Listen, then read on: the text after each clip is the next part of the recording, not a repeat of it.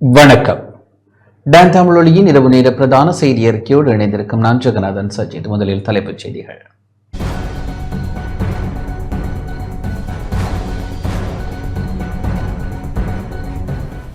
அரச வீட்டிலிருந்து மஹிந்த வெளியேற வேண்டும் என அமைச்சர் நலிந்த ஜெயதிச கோரிக்கை. அரசாங்கத்தினால் பிரச்சினைகளுக்கு தீர்வை வழங்க முடியவில்லை என முஜிபுர் ரஹ்மான் குற்றச்சாட்டு. 77வது சுதந்திர தின நிகழ்வுக்கான ஒத்திகை நிகழ்வுகள் நாளை ஆரம்பம். இலங்கை கடற்படையின் துப்பாக்கி பிரயோகத்தில் இந்திய மீனவர்கள் 2 காயம்.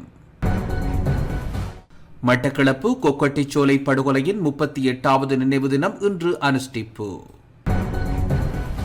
வெள்ள அனர்த்தத்தினால் பாதிக்கப்பட்ட விவசாயிகளுக்கு இழப்பீடு. பாகிஸ்தானில் எரிவாயு ஏற்றிச் சென்ற லோரி வெடித்து சிதறிய நிலையில் 6 பேர் உயிரிழப்பு.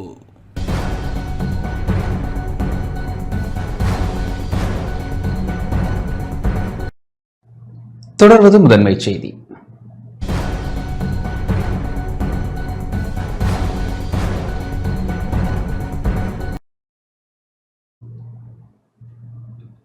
அரச வீட்டிலிருந்து மஹிந்த வெளியேற வேண்டும் என அமைச்சர் நலிந்த ஜெயதிச கோரிக்கை விடுத்துள்ளார். முன்னாள் ஜனாதிபதி மஹிந்த ராஜபக்ஷ அரசாங்கத்திற்கு சொந்தமான வீட்டிலிருந்து வெளியேற வேண்டும் என அமைச்சரவை பேச்சாளர் அமைச்சர் நலிந்த ஜெயதிச கோரிக்கை விடுத்துள்ளார். அமைச்சரவை தீர்மானங்களை அறிவிக்கும் வாராந்த ஊடகவியலாளர் மாநாடு அரசாங்க தகவல் திணைக்களத்தில் இன்று இடம்பெற்ற போதே அவர் இந்த கோரிக்கையை முன்வைத்தார். මේ නිවස රජයට බාර දීලා යන්න කියලා පාර්ලිමේන්තුවේදී තින් පිටතදීත් අපි රජය හැටියට ප්‍රකාශයට පත් කළා තියෙනවා. மஹிந்த ராஜபக்ஷ தற்போது வசித்து வரும் வீட்டை புனரமைப்பு செய்வதற்கு 472.52 மில்லியன் ரூபாய் செலவிடப்பட்டுள்ளது. அதாவது தனிப்பட்ட நபரின் தேவைக்காக பொதுமக்களின் பணம் பயன்படுத்தப்பட்டுள்ளது. அதிசுகசி வீடாக அது மாற்றியமைக்கப்பட்டுள்ளது.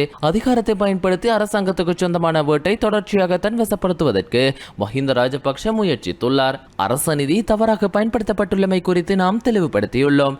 அரசாங்கத்தின் வீட்டை கையளிக்குமாறு நாடாளுமன்றத்திலும் அதற்கு வெளியிலும் நாம் கோரிக்கை விடுத்துள்ளோம். அதன் அடிப்படையில் அவர் செயற்படுவார் என நாம் எதிர்பார்க்கின்றோம். சந்திரிகா குமாரதுங்க, மைத்திரிபால சிறிசேன, மஹிந்த ராஜபக்ஷ ஆகியோருக்கு மாத்திரம் தனிச்சட்டத்தை அமுல்படுத்த முடியாது. நாட்டில் நிலவும் அரிசி தட்டுப்பாட்டை நீக்குவதற்கு நடவடிக்கை எடுக்கப்பட்டுள்ளதாக அமைச்சர் நலிந்த ஜெயதிச தெரிவித்துள்ளார். මේ කන්නේදී මෙට්‍රික් ටොන් ලක්ෂ 7ක රතු කැකුළු අස්වැන්නක් ඒ කියලා අපේ බලාපොරොත්තුවක් තියෙනවා. நாட்டில் அரிசிக்கான கேள்விக்கமைய இறக்குமதிக்கு அனுமதி வழங்கினோம். அதன் அடிப்படையில் அரிசி விநியோக நடவடிக்கையும் முன்னெடுக்கப்பட்டது. இப்போதும் சிவப்பு பச்சை அரிசிக்கு தட்டுப்பாடு நிலவுகிறது. அந்த பிரச்சனையை தீர்ப்பதற்கு நடவடிக்கை எடுத்து வருகின்றோம். குறுகிய கால மற்றும் நீண்ட கால திட்டங்கள் முன்னெடுக்கப்பட உள்ளன. அதே போன்று தேங்காய் உற்பத்தியை அதிகரிப்பது தொடர்பிலும் கலந்துரையாடல்கள் இடம்பெறுகின்றன. අපි මැතිකරපියව නෙමෙයි, ඉතින් පොල් ප්‍රශ්නෙත් එහෙම තමයි.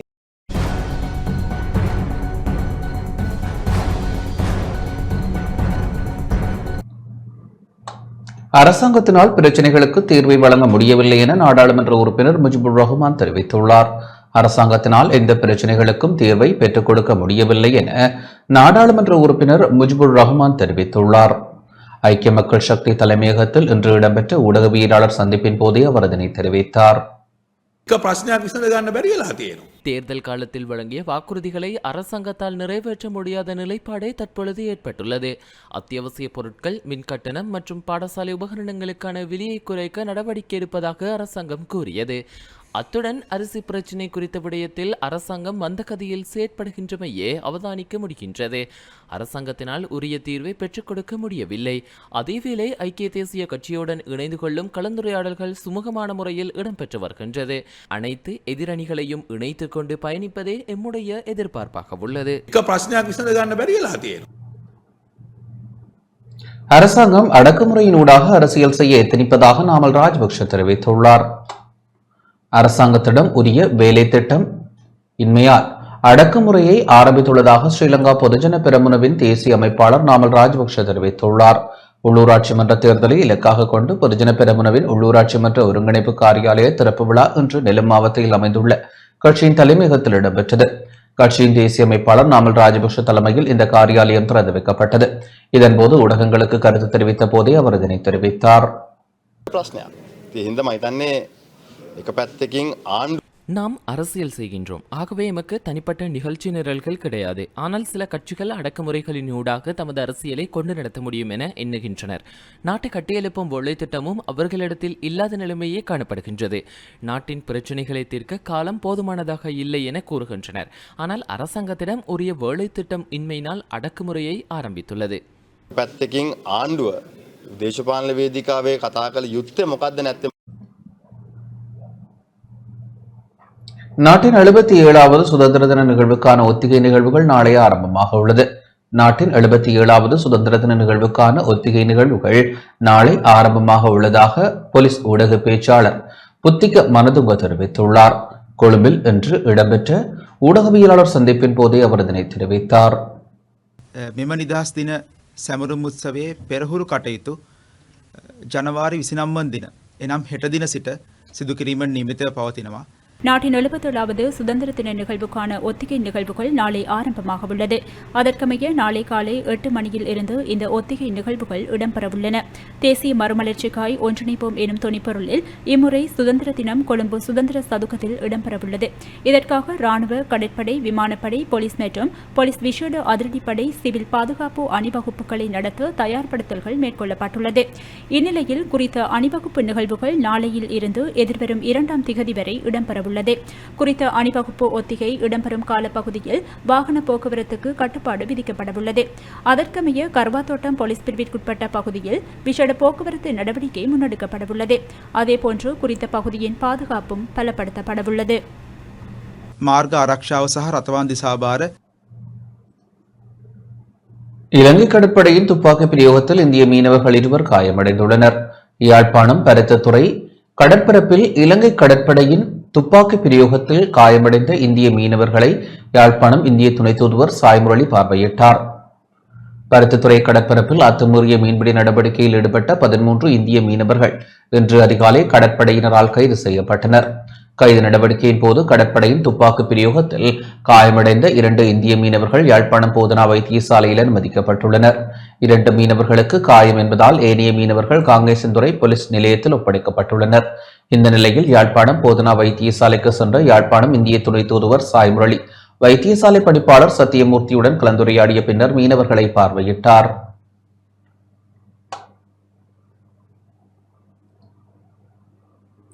இதேவேளை காயமடைந்த நிலையில் யாழ் போதனா வைத்தியசாலையில் அனுமதிக்கப்பட்டுள்ள இந்திய மீனவர்கள் 2வரையும் தேசிய மக்கள் சக்தியின் நாடாளுமன்ற உறுப்பினர்கள் நேரில் சென்று பார்வையிட்டனர். கருணைநாதன் இளங்குமரன் மற்றும் ஜெயானந்தமூர்த்தி ரஜீவன் ஆகியோர் தனித்தனியாக வைத்தியசாலைக்கு சென்று மீனவர்களை பார்வையிட்டனர். மீனவர்கள் எல்லை தாண்டி எமது கடற்பரப்புக்குள் உள்நுழைந்த போது இது இன்றைய தினம் மட்டுமில்லை, இது ஒரு சதாகாலமாக இருக்கும் பிரச்சனையாக இருக்கிறது. சட்டத்துக்கு விரோதமான மீன்பிடியான ஒட்டன் ரோலிங் என்பது இலங்கையிலும் தடை செய்யப்பட்டிருக்கிறது, இந்தியாவிலும் தடை செய்யப்பட்டிருக்கிறது. அந்த உபகரணத்தை கொன்று ஒரு சிலர் இல்லை பலர் எமது கடற்பரப்புக்குள் எல்லை தாண்டி எமது வளங்களை அளித்து வருகின்றனர். நேற்றைய தினம் ஒரு அசம்பாவிதம் ஒன்று நடைபெற்றுள்ளது. அது மனவேதனையை அளிக்கின்றன. எமது கடற்படையினரும் அவர்களும் பிழைவிடவில்லை. அவர்களது ஓட்டில் அவர்களது படகில் ஏறிய போது அவர்களையும் கடத்தி கொண்டு இந்தியா செல்ல நினைத்திருந்த வேளையில் தான் அசம்பாவிதம் ஒரு சம்பவம் ஏற்பட்டு துப்பாக்கி சூடு நடைபெற்றிருக்கிறது.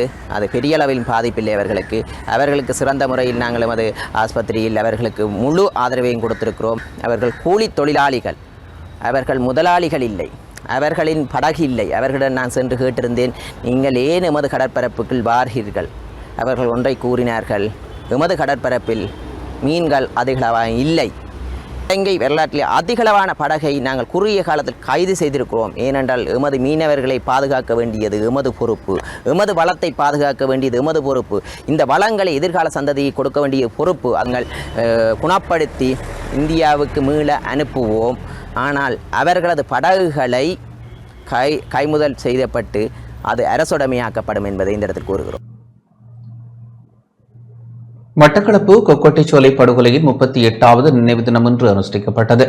மட்டக்களப்பு கொக்கட்டிச்சோலை படுகொலையின் 38வது நிறைவு நினைவேந்தல் நிகழ்வு பல்வேறு அச்சுறுத்தல்களுக்கு மத்தியில் இன்று இடம்பெற்றது. மகளடி தீவு சந்தியில் உள்ள படுகொலை செய்யப்பட்டவர்களின் நினைவு தூபியில் அஞ்சலி நிகழ்வு இடம்பெற்றது. முன்னாள் நாடாளுமன்ற உறுப்பினர் ப. அரியநேத்திரன் தலைமையில் இடம்பெற்ற அஞ்சலி நிகழ்வில் இலங்கை தமிழரசுக் கட்சியின் மட்டக்களப்பு மாவட்ட நாடாளுமன்ற உறுப்பினர் இ ஸ்ரீநாத் படுகொலை செய்யப்பட்டவர்களின் உறவினர்கள் கலந்து கொண்டனர்.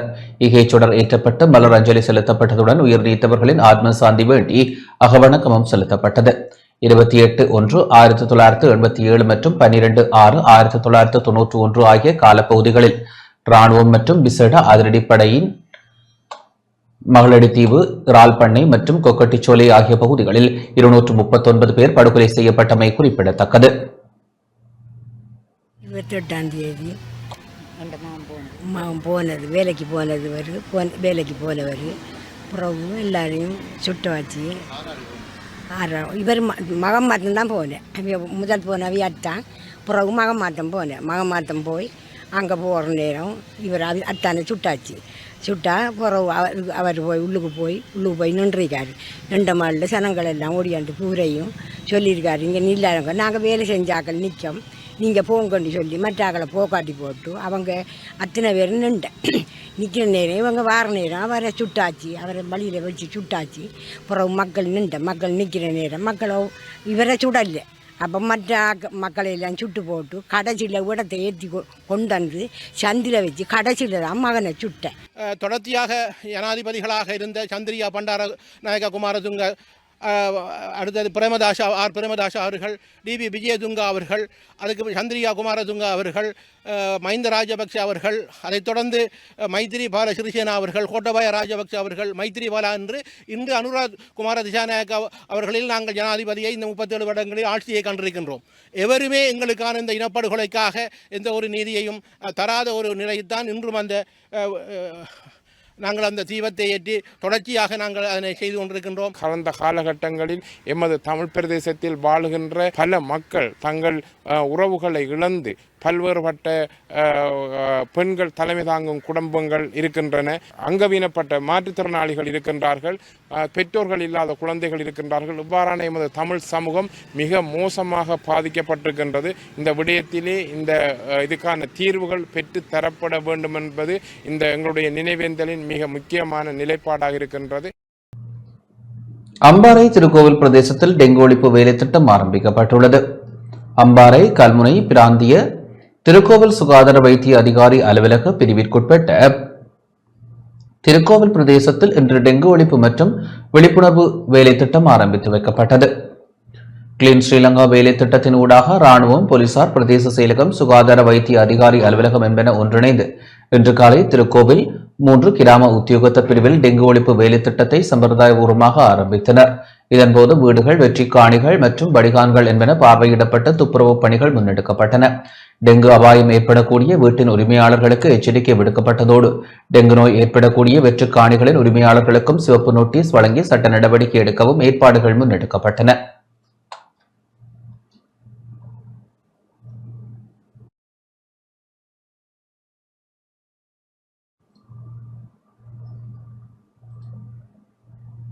தமிழர் விடுதலை கூட்டணிக்கு எதிராக மத்திய குழு உறுப்பினர்களால் தாக்கல் செய்யப்பட்ட வழக்கு மீண்டும் எதிர்வரும் ஏப்ரல் மாதத்திற்கு தவணையிடப்பட்டுள்ளது. கடந்த ஆண்டு மார்ச் மாதம் 16ஆம் தேதி இடம்பெற்ற தமிழர் விடுதலை கூட்டணியின் பொதுச்சபை கூட்டம் சட்ட ரீதியற்றது என தெரிவித்து தமிழர் விடுதலை கூட்டணியின் மத்திய குழு உறுப்பினர்களான சுதாகரன் மற்றும் எஸ். சூரியபிரபாவினால் தாக்கல் செய்யப்பட்ட வழக்கு மீண்டும் எதிர்வரும் ஏப்ரல் மாதம் 30ஆம் தேதிக்கு தவணையிடப்பட்டுள்ளது. இன்று வழக்கு வவுனியா மாவட்ட நீதிமன்றில் விசாரணைக்கு எடுத்துக் கொள்ளப்பட்ட போது தமிழர் விடுதலை கூட்டணி உறுப்பினர்களான மனுதாரர்கள் சார்பாக சட்டத்திறனிகளான கனகசபை ரவீந்திரன் மற்றும் கீர்த்தனன் ரவீந்திரநாதன் ஆகியோர் முன்னிலையாகியிருந்தனர்.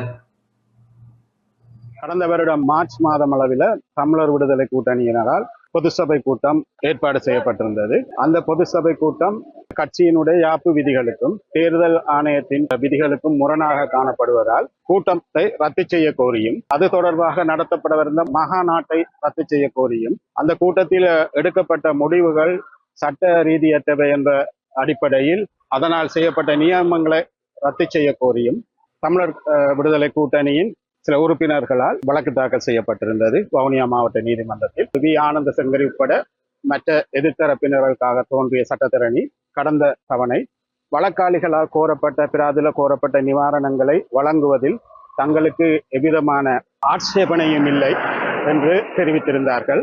அதனுடன் இதை சமாதானமாக தீர்த்து கொள்ள வேறு ஒரு தினத்தையும் கேட்டிருந்தார்கள். அதன்படி இன்றைய தினம் இந்த வழக்கு நடவடிக்கை இன்று வவுனியா மாவட்ட நீதிமன்றத்தில் எடுக்கப்பட்டிருந்தது. இருப்பினும் சமாதானத்துக்காக இன்றைய தினத்தை கோரியிருந்தாலும் சமாதானத்துக்கு முன்னரான தினமே இன்னும் ஒரு சட்டவிரோத கூட்டத்தை அவர்கள் கூட்டி அதில் சில தீர்மானங்களை எடுத்ததுடன் சில உறுப்பினர்களையும் கட்சியில் சேர்த்திருந்தார்கள். அந்த நடவடிக்கையும் சட்டவிரோதமானது. அந்த கூட்டத்தில் எடுக்கப்பட்ட தீர்மானங்களும் சட்ட விரோதமானது என்ற அடிப்படையில் ரத்து செய்ய கோரி நீதிமன்றத்திடம் நாங்கள் கேட்டிருந்தோம். நீதிமன்றமானது ஏற்கனவே வழங்கப்பட்ட தடைக்கால கட்டளைக்கு எதிரான வகையில் இந்த கட்சியின் சில உறுப்பினர்கள் செயற்பட்டதால் பொதுச்சபை கூட்டமானது சட்ட ரீதி அற்றது என்றும், இங்கு ஒரு கட்டளை வழங்கப்பட்டிருக்கின்ற சந்தர்ப்பத்திலே அதை பற்றி அதற்கு முரணாக இவர்கள் செயற்பட்டிருப்பதால் நீதிமன்ற அவமதிப்பு தொடர்பான விண்ணப்பத்தையும் செய்யுமாறு நீதிமன்றம் எங்களுக்கு அறிவுரை வழங்கி இருக்கிறது. மீண்டும் இந்த வழக்கானது ஏப்ரல் 30 தவணையிடப்பட்டிருக்கிறது. திருகோணமலை கிண்ணிய மகாமார குளத்துக்கட்டு வீதியை புனரமைத்து தருமாறு விவசாயிகள் கோரிக்கை விடுத்துள்ளனர். திருகோணமலை கிண்ணியா பிரதேச சபை பிரிவிற்குட்பட்ட மகாமார குளத்துக்கட்டு வீதி கனமழையினால் ஏற்பட்ட வெள்ளம் காரணமாக பயணம் செய்ய முடியாத அளவிற்கு மோசமாக பாதிக்கப்பட்டிருப்பதாக விவசாயிகள் தெரிவிக்கின்றனர். இந்த வீதி கல்லடி வெட்டுவான், சுங்கான்குழி, நடுவூற்று, குரங்கு பாஞ்சான் மற்றும் தீநேரி ஆகிய விவசாய கிராமங்களை இணைக்கின்ற ஒரு முக்கியமான வீதியாகும். இந்த விவசாய கிராமங்களில் ஆயிரக்கணக்கான ஏக்கர் நிலங்கள் வேளாண்மை செய்கை மேற்கொள்ளப்படுகின்றது. மேலும் மேட்டு நில பயிற்சிகை, கால்நடை பண்ணைகள் என கிண்ணியா பிரதேசத்தின் பொருளாதார முதுகெலும்பாக இந்த பகுதி அமைந்துள்ளது. நாளாந்தம் நூற்றுக்கணக்கான விவசாயிகளும் சிறுகை தொழில் உற்பத்தியாளர்களும் இந்த வீதியை பயன்படுத்தி வருகின்றனர். கடந்த 8 வருடங்களுக்கு மேலாக இந்த மக்கள் இதே துன்பத்தை அனுபவித்து வருகின்றனர். பெரும்போக அறுவடை ஆரம்பித்திருக்கின்ற நிலையில் இந்த வீதியின் ஊடாகவே நெல்லை கொண்டு செல்வது பாரிய சிரமத்தை ஏற்படுத்தியுள்ளதாகவும் சுட்டிக்காட்டப்படுகின்றது. இது தொடர்பாக இந்த பகுதியில் உள்ள சமூக மட்ட அமைப்புகள் அதிகாரிகளுக்கு அறிவித்தும் இதுவரை எந்த நடவடிக்கையும் மேற்கொள்ளப்படவில்லை என விவசாயிகள் விசனம் வெளியிட்டுள்ளனர்.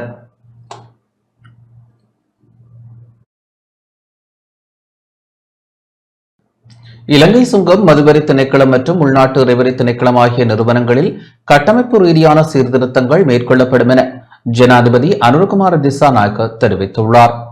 நாட்டின் எதிர்கால முன்னேற்றத்திற்கும் மக்களின் வாழ்க்கை தரத்தை முன்னேற்றுவதற்கும் தற்போதைய அரசாங்கம் சாத்தியமான அனைத்து முடிவுகளையும் எடுக்கும் என ஜனாதிபதி அனுரகுமார திசாநாயக்க தெரிவித்துள்ளார். சர்வதேச சுங்க தினத்தை முன்னிட்டு நேற்று பிற்பகல் சுங்க திணைக்கள கேட்போர் கூடத்தில் இடம்பெற்ற நிகழ்வில் உரையாற்றும் போதே ஜனாதிபதி இவ்வாறு குறிப்பிட்டார். கடந்த ஆண்டு சுங்கத்திற்கு வழங்கப்பட்ட பொறுப்பு நிறைவேற்றப்பட்டுள்ளது. பொருளாதாரத்தை சீராக்க கொண்ட சுங்கம் மேற்கொண்ட முன்னெடுப்புகள் பாராட்டத்தக்கவை. கடந்த ஆண்டு சுங்கம் அடைந்த இலக்குகளை நாங்கள் பாராட்டுகின்றோம். வீழ்ச்சியடைந்த நாட்டின் பொருளாதாரத்தை வருவாய் இலக்குகளை அடைவதன் மூலம் மீண்டும் கட்டி எழுப்ப முடியாது. பொருளாதார நெருக்கடியை சமாளிக்க வருமான விகிதத்தை அதிகரிக்க வேண்டும். பொருளாதார சரிவு காரணமாக இறக்குமதி மற்றும் ஏற்றுமதி சந்தை சுருங்கியது. சர்வதேச நாணய நிதியத்தின் அளவீடுகளின்படி நாம் அனைத்து பணிகளையும் மேற்கொள்கின்றோம். எனவே மேலோட்டமாக பார்க்கும்போது பொருளாதார தேகம் மீண்டு விட்டதாக தோன்றினாலும் முழு பொருளாதார கட்டமைப்பும் பாதிக்கப்பட்டுள்ளது. எனவே பொருளாதார நெருக்கடியை சீராக்க நாம் கவனமாக செயற்பட வேண்டும். ஒரு சிறிய தவறு கூட பொருளாதாரத்தில் பெரும் அதிர்ச்சியை ஏற்படுத்தும். எனவே சுங்க திணைக்களம் 2550 பில்லியன் ரூபாய் வருமான இலக்கை எட்டுவதற்கு கூட்டாக செயற்பட வேண்டும். சுங்கத்திற்கான வசதிகளை வழங்குவது தொடர்பிலும் புதிய சம்பள அளவை ஸ்தாபிப்பது தொடர்பிலும் பரிந்துரைகள் முன்வைக்கப்பட்டன. அது குறித்து நிதியமைச்சர் திரைசேரியுடன் கலந்துரையாடி தீர்வொன்றை வழங்க எதிர்பார்க்கின்றேன். இந்த ஆண்டு வரவு செலவு திட்டத்தில் அரசு ஊழியர்களின் அடிப்படை சம்பளம் அதிகரிக்கப்பட உள்ளது. அரசு சேவையை மேலும் திறம்பட செயற்படுத்த டிஜிட்டல் மயமாக்கல் மற்றும் தொழில்நுட்பத்தை இணைத்துக் கொள்ள திட்டமிடப்பட்டுள்ளது. வலுவான நிறுவன கட்டமைப்புகளை உருவாக்குவதற்கான சட்ட சீர்திருத்தங்களை மேற்கொள்ள நடவடிக்கை எடுப்போம். முன்னைய அரசியல் தரப்பு மற்றும் அரசு சேவை பொறிமுறைக்கு இடையே முரண்பாடுகள் இருந்தன. அந்த கருத்து வேறுபாடுகள் காரணமாக நிறுவன கட்டமைப்பை வலுப்படுத்த அரசியல் தரப்பில் கொண்டுவரப்பட்ட சீர்திருத்தங்கள் சரியான நேரத்தில் மேற்கொள்ள முடியவில்லை. சரியான நேரத்தில் நல்லதொரு நிறுவன கட்டமைப்பை உருவாக்க தவறியதால் எதிர்பார்க்கப்பட்ட பிரதிபலன்கள் கிடைக்கவில்லை.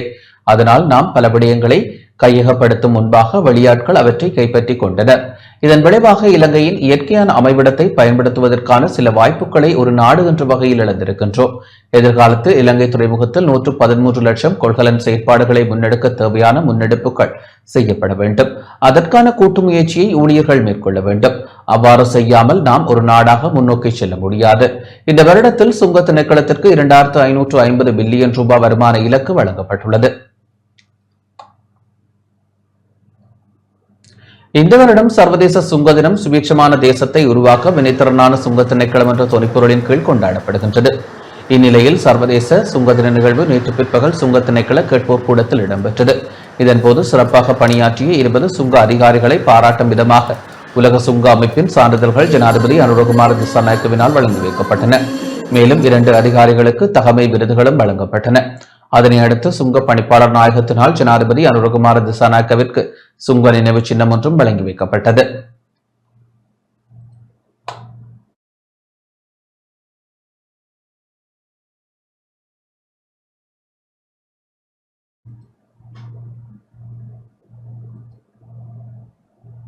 வெள்ள அனர்த்தத்தினால் பாதிக்கப்பட்ட விவசாய நிலங்களுக்கான இழப்பீடு வழங்கப்பட உள்ளது. வெள்ள அனர்த்தத்தினால் சேதமடைந்த விவசாய நிலங்களுக்கான இழப்பீட்டுத் தொகையை எதிர்வரும் 30ஆம் திகதியிலிருந்து வழங்க நடவடிக்கை எடுக்கப்பட்டுள்ளது. கமத்தொழில் மற்றும் கமநல காப்புறுதி சபை இவ்விடயத்தை தெரிவித்துள்ளது. இதன்போது புலனறுவை, முல்லைத்தீவு, திருகோணமலை ஆகிய பிரதேசங்களில் விவசாய நிலங்கள் பாதிக்கப்பட்ட விவசாயிகளுக்கு இந்த இழப்பீட்டுத் தொகை வழங்கப்பட உள்ளது. பெயர் பட்டியல் பிரதேசங்களுக்கு பொறுப்பான கமநல சேவை உத்தியோகத்தர்களின் ஆலோசனைகளுக்கு அமைய கமத்தொழில் மற்றும் கமநல காப்புறுதி சபைக்கு கிடைக்கப்பெற்றமையை தொடர்ந்து இழப்பீட்டுத் தொகையை வழங்க நடவடிக்கை எடுக்கப்பட்டுள்ளது. 13,379 ஹெக்டேருக்கும் அதிக நிலப்பரப்பு பாதிக்கப்பட்டுள்ளதுடன் இதன் காரணமாக 6,234 விவசாயிகள் பாதிக்கப்பட்டுள்ளனர். ஆகவே பாதிக்கப்பட்ட விவசாயிகளுக்காக 166.7 மில்லியன் ரூபாவை ஒதுக்க நடவடிக்கை எடுக்கப்பட்டுள்ளது. அதற்கமைய பாதிக்கப்பட்ட விவசாயிகளின் வங்கிக் கணக்குகளில் இழப்பீட்டுத் தொகையை வைப்பிலிடவும் நடவடிக்கை எடுக்கப்பட்டுள்ளது.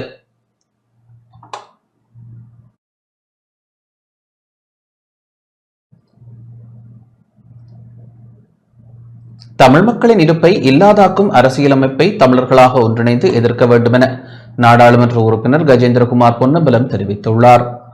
கொள்கை ரீதியான இணக்கப்பாடு இல்லாமல் கட்சிகள் ஒன்றிணைவது குறித்து சிந்திக்க முடியாது என தமிழ் தேசிய மக்கள் முன்னணியின் தலைவரும் நாடாளுமன்ற உறுப்பினருமான கஜேந்திரகுமார் பொன்னம்பலம் தெரிவித்துள்ளார். இன்று யாழ்ப்பாணத்தில் ஊடகவியலாளர்களுடன் இடம்பெற்ற கலந்துரையாடலில் இவ்வாறு குறிப்பிட்டார். இந்த கலந்துரையாடலில் தமிழ் தேசிய மக்கள் முன்னணியின் செயலாளர் செல்வராசா கஜேந்திரன் மற்றும் கட்சி பிரதிநிதிகள் பங்கேற்றனர். ஒற்றையாட்சிக்கு உட்பட்ட ஒரு சிந்தனையை நீங்கள் தேசியக்கு கொண்டு வரது அர்த்தமே கிடையாது. அப்படி என்ன நாங்கள் அரசாங்கத்தில் ஆதரித்து கொண்டு போகலாம். அதைத்தான் நாங்கள் முதல் கட்டமாகவே முன்வைச்ச ஒரு நிபந்தனை என்றால் அதுதான் நிபந்தனை. சமஸ்திக்கு தான் ஆணையம் கொடுத்த நீங்கள் சமஸ்தி யோசனைகளை கொண்டு வரணும். அதில் ஒரு ஒளிவு மறைவும் இருக்கவும் கூடாது. தமிழரசு கட்சி இதுவரைக்கும் தங்களுடைய யோசனை எதிர்ந்ததை இதுவரைக்கும் உபயோகமாக அறிவிக்கல.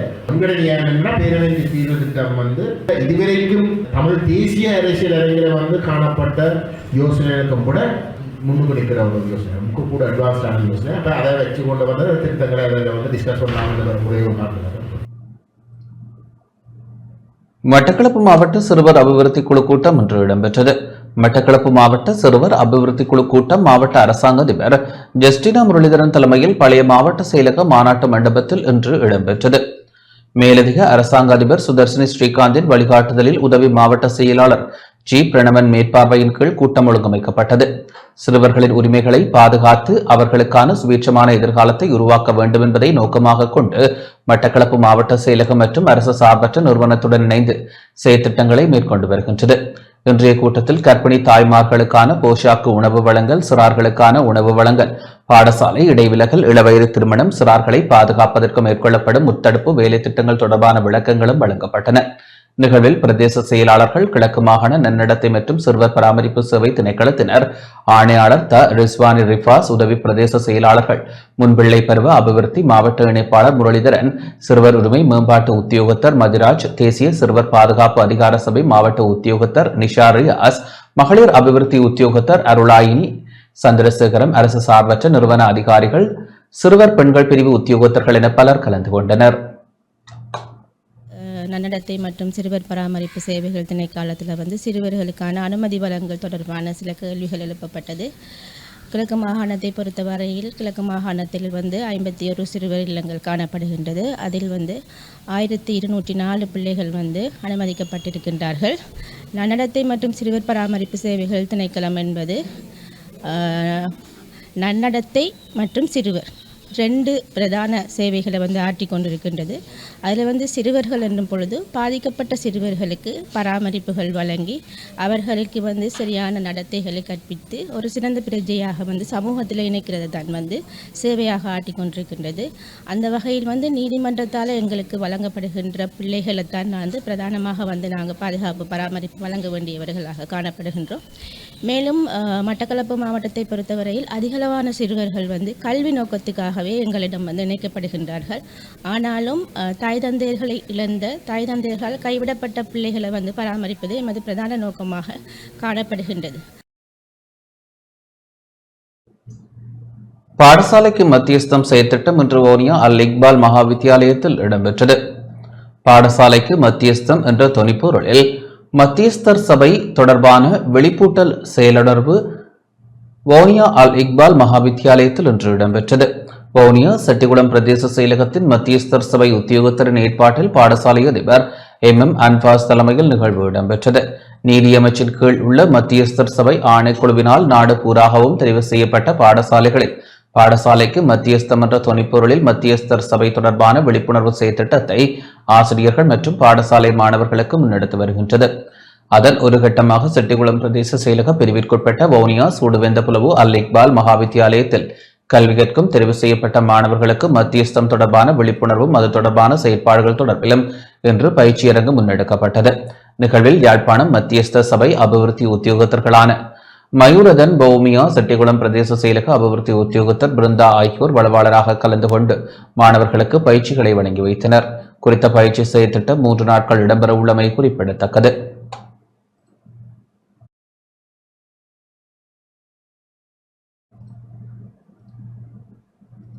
நாடாளுமன்ற உறுப்பினர் துரைராசா ரவிகரன் மன்னார் அச்சங்குளம் முத்தரிப்புத்துறை பகுதிகளில் மக்கள் சந்திப்பில் ஈடுபட்டார். நாடாளுமன்ற உறுப்பினர் துரைராசா ரவிகரன் மன்னார் அச்சங்குளம் முத்தரிப்புத்துறை கிராமங்களில் நேற்று மக்கள் சந்திப்பில் ஈடுபட்டார். அச்சங்குளம் கிராமத்திற்கான பிரதான வீதி சீரமைப்பு, பொது போக்குவரத்து, குடிநீர் பிரச்சினை தொடர்பில் அச்சங்குளம் கிராம மக்கள் இதன்போது நாடாளுமன்ற உறுப்பினரின் கவனத்திற்கு கொண்டு வந்தனர். சேதமடைந்துள்ள பொதுநோக்கு மண்டப ஜன்னல் கதவுகளை சீர் செய்வது தொடர்பிலும் நாடாளுமன்ற உறுப்பினரின் கவனத்திற்கு கொண்டு வரப்பட்டது.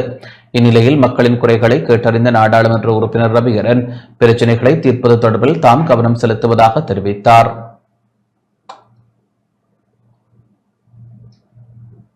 அத்துடன் முசலி பிரதேச செயலக பிரிவிற்குட்பட்ட முத்தரிப்புத்துறை புனித மரியாள் முன்பள்ளியின் குறைபாடுகள் தொடர்பிலும் நாடாளுமன்ற உறுப்பினர் துரைராசா ரவிகரன் ஆராய்ந்தார்.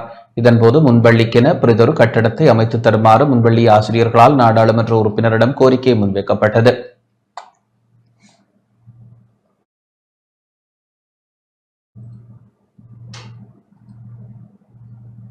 கிளிநொச்சி மாவட்டத்தின் பல்வேறு பகுதிகளிலும் நிறுத்த அளவை கருவிகள் சோதனை செய்யப்பட்டன. கிளிநொச்சி மாவட்டத்தின் பல்வேறு பகுதிகளிலும் அளவீட்டு அலகுகள் திணைக்களத்தினால் சோதனை நடவடிக்கை முன்னெடுக்கப்பட்டது. வட்டக்கச்சி சந்தை பகுதி மற்றும் பரந்தன் கண்டாவளை போன்ற பகுதிகளில் நேற்று சோதனை நடவடிக்கை இடம்பெற்றது. இதன்போது உரிய காலத்தில் முத்திரையிடப்படாத மற்றும் அரசு அனுமதியற்ற தராசுகள் திணைக்கள அதிகாரிகளால் கைப்பற்றப்பட்டன. நெல் கொள்வனவின் போது அரசு அனுமதி பெறாத தராசை பயன்படுத்தி மோசடி இடம்பெற்றமை கண்டுபிடிக்கப்பட்டுள்ளதோடு அளவீட்டு அலகுகள் திணைக்கள அதிகாரிகளால் கிளிநொச்சி போலீசாரின் உதவியுடன் அனுமதியற்ற தராசுகள் பறிமுதல் செய்யப்பட்டதுடன் உரிய நடவடிக்கையும் மேற்கொள்ளப்பட்டது. மட்டக்களப்பு மண்முனை மேற்கு வவுனதீவு பிரதேசத்தில் தற்போது அறுவடை செய்யும் நெற்களை கொள்வனவு செய்யும் வர்த்தகர்களின் பாவனையில் உள்ள அளவைகள் கருவிகளை பரிசோதனை செய்யும் நடவடிக்கை இன்று இடம்பெற்றது. அரசாங்க அதிபரின் ஆலோசனைக்கு அமைவாக மட்டக்களப்பு மாவட்ட பதில் அளவீட்டு அலகுகள் நியமங்கள் மற்றும் சேவைகள் பொறுப்பதிகாரி நீல்வள தலைமையிலான திணைக்கள உத்தியோகத்தர்கள் மற்றும் வர்த்தக கைத்தொழில் விவசாய சம்மேளன உபதலைவர் ரமேஷ், பிரதேச செயலக உத்தியோகத்தர்கள் உள்ளிட்டோர் இந்நடவடிக்கையில் ஈடுபட்டனர். நிறுவைக்கு பொருத்தமில்லாத அல்லது அனுமதியற்ற சில தராசுகள் சட்ட நடவடிக்கையின் பொருட்டு கைப்பற்றப்பட்டு சீல் பண்ணப்பட்டு அளவீட்டு அலகுகள் நியமங்கள் மற்றும் சேவைகள் திணைக்கள அலுவலகத்திற்கு எடுத்துச் செல்லப்பட்டது. வயல் அறுவடை காலமாகியால் சிலர் அனுமதியற்று நிறுவை திராசுகளை பயன்படுத்தி நெல் கொள்வனவில் ஈடுபட்டு வருவதால் இதனை கவனத்தில் கொண்டு இந்நடவடிக்கை மாவட்ட செயலகத்தால் முன்னெடுக்கப்பட்டது.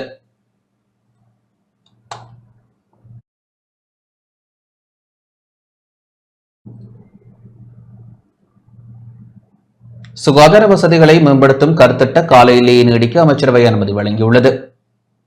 தெரிவு செய்யப்பட்ட மருத்துவமனைகளில் சுகாதார வசதிகளை மேம்படுத்தும் கருத்திட்டத்தின் கால எல்லையை நீடிப்பதற்கு அமைச்சரவை அனுமதி வழங்கியுள்ளதாக அமைச்சரவை பேச்சாளர் அமைச்சர் நலிந்த ஜெயதிச தெரிவித்துள்ளார். அமைச்சரவை முடிவுகளை அறிவிக்கும் விசேட ஊடகவியலாளர் சந்திப்பு கொழும்பில் அமைந்துள்ள அரசாங்க தகவல் திணைக்களத்தில் இன்று இடம்பெற்றது. இதன்போதே அவர் இவ்வாறு குறிப்பிட்டார். තෝරාගත් රෝහල්වල සෞඛ්‍ය පහසුකම් වැඩි දියුණු කිරීමේ ව්‍යාපෘතියේ ව්‍යාපෘති කාල සීමාව දීර්ඝ කිරීම. சீன அரசின் உதவியுடன் அமல்படுத்தப்படும் சுகாதார வசதிகளை மேம்படுத்தும் கருத்திட்டத்தின் கீழ் மருத்துவ உபகரணங்கள் மற்றும் ஏனைய உபகரணங்களை வழங்கி தெரிவு செய்யப்பட்ட மருத்துவமனைகளில் சுகாதார வசதிகளை மேம்படுத்துதல் மேற்கொள்ளப்படுகிறது. குறித்த திட்டத்தின் கீழ் 13 மருத்துவமனைகள் பல்வேறு விசேட அலகுகளை உள்ளடக்கிய மருத்துவமனை கட்டிடத் தொகுதிகளை நிர்மாணிப்பதற்கும் அவற்றுக்கு தேவையான மருத்துவ உபகரணங்கள் மற்றும் ஏனைய உபகரணங்களை வழங்குவதற்கும் ஏற்கனவே நடவடிக்கை எடுக்கப்பட்டு வருகிறது. மேற்குறித்த கருத்திட்டத்தின் கீழ் 8 மருத்துவமனைகளின் நிர்மாண செயற்பாடுகள் நிறைவடைந்துள்ளன. ஒரு மருத்துவமனை தவிர ஏனைய 4 மருத்துவமனைகளில் 90% முன்னேற்றத்தை தாண்டி இருப்பதனை கருத்தில் எடுத்து கருத்திட்டத்தின் செயற்பாடுகளை விரைவாக நிறைவு செய்ய நடவடிக்கை எடுக்கப்பட்டுள்ளது. அதற்கமைய குறித்த கருத்திட்டத்தின் காலப்பகுதியை 2025 ஆண்டு 12 மாதம் 31 வரை நீடிப்பதற்காக சுகாதார மற்றும் ஊடகத்துறை அமைச்சர் சமர்ப்பித்த யோசனைக்கு அமைச்சரவை அங்கீகாரம் வழங்கியது. තෝරාගත් රෝහල්වල සෞඛ්‍ය පහසුකම් වැඩි දියුණු කිරීමේ ව්‍යාපෘතියේ ව්‍යාපෘති කාල සීමාව දීර්ඝ කිරීම. புதிய சபரி கிராமிய கடன் திட்டம் சருசார வட்டி நிவாரண திட்டத்தை 2025 ஆண்டிலிருந்து வருடாந்த நிகழ்ச்சி திட்டமாக அமுல்படுத்துவதற்கு அமைச்சரவை அனுமதி வழங்கியுள்ளது. සපිරි ග්‍රාමීය ණයෝජනා ක්‍රමය වසර කීපයක සිට ක්‍රියාත්මක වෙනවා. குறுங்கால பயிற்சிகை மற்றும் வீட்டுத்தோட்ட பயிற்சிகையில் ஈடுபடும் சிறிய மற்றும் மிகச்சிறிய அளவான விவசாயிகளின் செயற்பாட்டு மூலதன தேவையை நிறைவேற்றுவதற்காக சருசார புதிய சப்பிரி கிராமிய கடன் திட்டம் அறிமுகம் செய்யப்பட்டுள்ளது. குறித்த திட்டம் மத்திய வங்கியின் பிரதேச அபிவிருத்தி திணைக்களத்தினால் 2020 ஆண்டிலிருந்து அமல்படுத்தப்பட்டுள்ளது. அண்மை காலத்தில் நாடாளுமன்றத்தினால் நிறைவேற்றப்பட்ட மத்திய வங்கி புதிய சட்ட ஏற்பாடுகளுக்கு அமைய அவ்வாறான சலுகை கடன் திட்டங்களை அமல்படுத்தும் இயலுமை மத்திய வங்கிக்கு இல்லை. எனவே 2025 ஆண்டில் சருசார புதிய கிராமிய கடன் திட்டத்தை வருடாந்த நிகழ்ச்சி திட்டமாக பொதுத்துறை சேரியின் அபிவிருத்தி நிதி திணைக்களத்தின் மூலம் அமல்படுத்துவதற்காக நிதி திட்டமிடல் மற்றும் பொருளாதார அபிவிருத்தி அமைச்சர் என்ற வகையில் ஜனாதிபதி சமர்ப்பித்த யோசனைக்கு அமைச்சரவை அங்கீகாரம் வழங்கியுள்ளது. 2025 වෘද්දින්දලා මෙම සපිරි ග්‍රාමීය ණයෝජනා ක්‍රමය මහා භාණ්ඩාගාරයේ සංවර්ධන මූල දෙපාර්තමේන්තුව මගින් ක්‍රියාත්මක කරන්නට මුදල් ක්‍රම සම්පාදන ආර්ථික සංවර්ධන අමාත්‍ය වශයෙන් ගරු ජනාධිපතිතුමා ඉදිරිපත් කරන ලද கேபினட் பத்திரிகாவட்ட அமாத்திய மண்டல அனுமதி. நாடாளுமன்ற குழுக்கள் சிலவற்றுக்கு புதிய தலைவர்கள் நியமிக்கப்பட்டுள்ளனர். நாடாளுமன்ற குழுக்கள் சிலவற்றுக்கு புதிய தலைவர்கள் நியமிக்கப்பட்டுள்ளதாக நாடாளுமன்ற தொடர்பாடல் திணைக்களத்தினால் இன்று வெளியிடப்பட்ட அறிக்கையில் தெரிவிக்கப்பட்டுள்ளது. அந்த வகையில் பொதுமனுக்கள் பற்றிய குழுவின் தலைவர் பதவிக்கு நாடாளுமன்ற உறுப்பினர் RM காமினி ரத்நாயக்கவும் பிரதியமைச்சர் ஹர்ஷன சூரிய பெரும வழிவகைகள் பற்றிய குழுவின் தலைவர் பதவிக்கும் ஒழுக்கவியல் மற்றும் சிறப்புரிமைகள் பற்றிய குழுவின் தலைவர் பதவிக்கு அமைச்சர் கிருஷாந்த் அபேசினவும் நியமிக்கப்பட்டுள்ளனர். 10வது நாடாளுமன்றத்தின் முதலாவது கூட்டத்தொடருக்கான பொதுமனுக்கள் பற்றிய குழுவின் முதலாவது கூட்டம் கடந்த 23ஆம் தேதி நாடாளுமன்றத்தில் இடம்பெற்றது. இதற்கமைய நாடாளுமன்ற நிலையேற்கட்டளை 130 ஏற்பாடுகளுக்கு அமைய குழுவின் தலைவர் தெரிவு செய்யப்பட்டார். இதில் நாடாளுமன்ற உறுப்பினர்களான மனோஜ் ராஜபக்ஷ மற்றும் அஜித் ஹேஹான் ஆகியோரால் குழுவின் தலைவராக நாடாளுமன்ற உறுப்பினர் RM காமினி ரத்நாயக்கவின் பெயர் முன்மொழியப்பட்டு வழிமொழியப்பட்டது. அதன்படி எதிர்காலத்தில் பொது மனுக்களை தாக்கல் செய்வோருக்கு நிவாரணம் வழங்குவதற்கான பொதுமனு விசாரணை செயல்முறையை விரைவுபடுத்துவது தொடர்பில் முழு கவனம் செலுத்துவது. அதே நேரம் நாடாளுமன்றத்தின் வழிவகைகள் பற்றிய குழுவின் புதிய தலைவராக பிரதியமைச்சர் ஹர்ஷன சூரிய பெரும கடந்த 24ஆம் தேதி தெரிவு செய்யப்பட்டார். பிரதியமைச்சர் ஹர்ஷன சூரிய பெருமவின் பெயரை முறையே நாடாளுமன்ற உறுப்பினர்களான ருவன் மாபலகம மற்றும் சம்பிக்க ஹெட்டியாராச்சி ஆகியோர் முன்மொழிந்து வழிமொழிந்தனர். இங்கு உரையாற்றிய குழுவின் தலைவர் குழுவின் பணிகளை தொடர்ந்து வெற்றிகரமாக முன்னெடுத்துச் செல்ல எதிர்பார்ப்பதாகவும் இதற்கு குழுவின் உறுப்பினர்கள் மற்றும் அதிகாரிகள் உள்ளிட்ட அனைத்து தரப்பினரது ஒத்துழைப்பையும் எதிர்பார்ப்பதாகவும் தெரிவித்தார். மக்களின் அபிலாஷைகளை நிறைவேற்ற குழு தன்னால் முடிந்த அனைத்தையும் செய்யும் எனவும் அவர் மேலும் குறிப்பிட்டார். ஒழுக்கவியல் மற்றும் சிறப்புரிமைகள் பற்றிய குழு கடந்த 24ஆம் தேதி முதன்முறையாக கூடிய வேளை இதில் அமைச்சர் கிருஷாந்த் அபேசேன 10வது நாடாளுமன்றத்தின் முதலாவது கூட்டத்தொடருக்கான ஒழுக்கவியல் மற்றும் சிறப்புரிமைகள் பற்றிய குழுவின் தலைவராக தெரிவு செய்யப்பட்டார். இவருடைய பெயரை நாடாளுமன்ற உறுப்பினர்களான சட்டத்தரணி துஷாரி ஜெயசிங்க மற்றும் கிருஷ்ணன் கலைச்செல்வி ஆகியோர் முன்மொழிந்து வழிமொழிந்தனர்.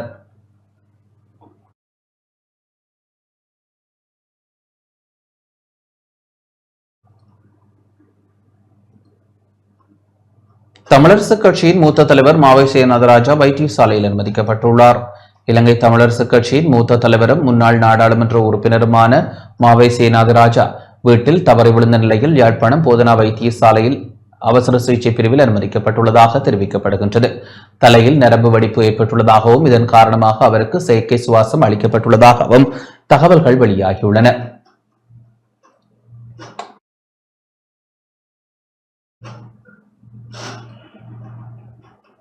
மட்டக்களப்பு ஆரையம்பதி பிரதேச அபிவிருத்தி குழு கூட்டம் ஒன்று இடம்பெற்றது. மட்டக்களப்பு மாவட்டத்தின் மண்முனை பெற்று ஆரையம்பதி பிரதேச செயலக அபிவிருத்தி குழு கூட்டம் இன்று இடம்பெற்றது. பிரதேச செயலாளர் தர்ஷன கௌரி தினேசின் ஏற்பாட்டில் மாவட்ட நாடாளுமன்ற உறுப்பினரும் பிரதேச ஒருங்கிணைப்பு குழு தலைவருமான கந்தசாமி பிரபு தலைமையில் கூட்டம் இடம்பெற்றது. மட்டக்களப்பு மாவட்ட நாடாளுமன்ற உறுப்பினர் டாக்டர் இ ஸ்ரீநாத், MS நலீம் உட்பட திணைக்கள தலைவர்கள், போலீஸ் உயர் அதிகாரிகள், கிராம சேவையாளர்கள், அரசு உத்தியோகத்தர்கள், பொதுமக்கள் என ஏராளமானோர் கலந்து கொண்டனர்.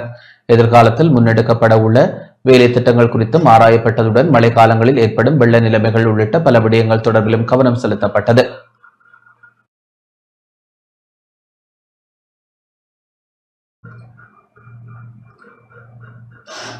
அம்பாறை சாய்ந்தமருதில் சுகாதார பிரிவினர் திடீர் சோதனை நடவடிக்கையில் ஈடுபட்டனர்.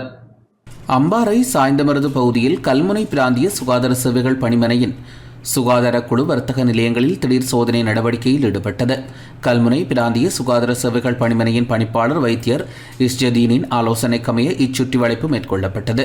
உணவுகளை கையாள்வதில் முறையற்ற ஒழுங்கீனங்களை பேணியவர்கள், சுத்தமற்ற வகையில் உணவகங்களின் சமையலறைகளை பேணியவர்கள், மனித நுகர்வுக்கு பொருத்தமற்ற உணவுகளை விற்பனை செய்தவர்கள், சுகாதார அறிவுறுத்தல்களை பின்பற்றாத உணவகங்களுக்கு எதிராகவும் சட்ட நடவடிக்கைகள் எடுக்கப்பட்டன.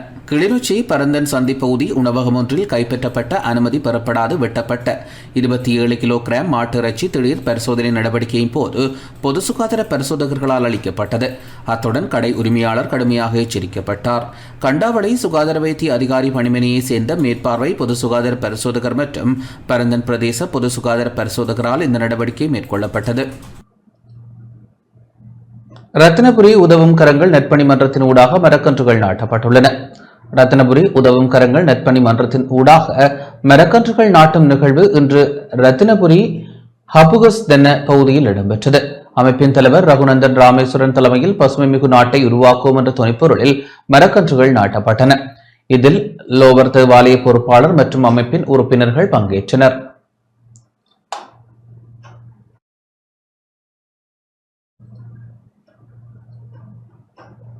மத்திய கிழக்கு நாடுகளுக்கு எதிர்வரும் பிப்ரவரி மாதம் நடுப்பகுதியில் பயணம் மேற்கொள்ள திட்டமிட்டுள்ளதாக ஜனாதிபதி அனுரகுமார் திசாநாயக்க தெரிவித்துள்ளார்.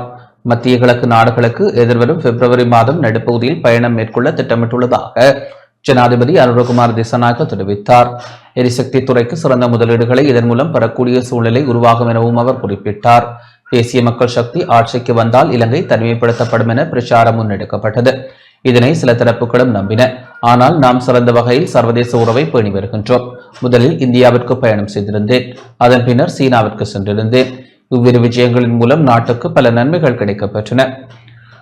அடுத்து மத்திய கிழக்கு நாடுகளுக்கு செல்வதற்கு திட்டமிட்டுள்ளேன். கடந்த பிப்ரவரி மாதம்தான் நாடு வங்குரோத்து நிலையிலிருந்து அதிகாரப்பூர்வமாக மீண்டது என ஜனாதிபதி அனுரகுமார திசாநாயக்க தெரிவித்துள்ளார்.